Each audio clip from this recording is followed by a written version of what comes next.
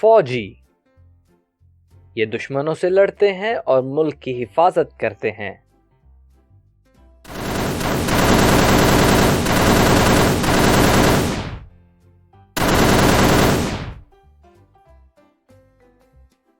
Police, یہ امن و امان کے ذمہ دار ہوتے ہیں اور چوروں کو پکڑتے ہیں۔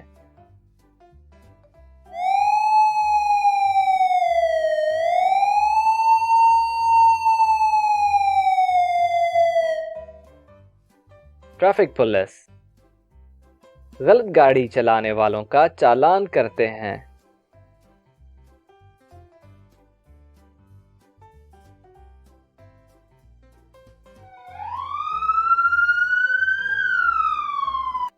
سیکیورٹی گارڈ، ہماری دکانوں اور عمارتوں کی حفاظت کرتے ہیں۔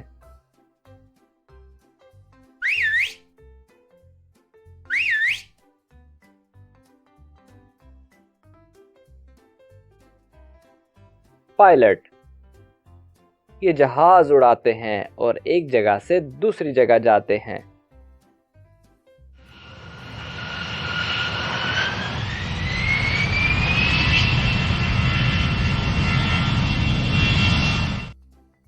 ایئر ہوسٹس، یہ جہاز میں لوگوں کی خدمت کرتی ہیں۔